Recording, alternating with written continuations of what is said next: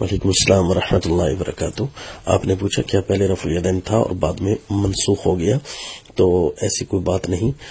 بعض ائمہ نے، بعض علماء نے اس قسم کی مباحث یا توجیحات کی ہیں، لیکن وہ علماء کی اپنی ذاتی مباحث ہیں۔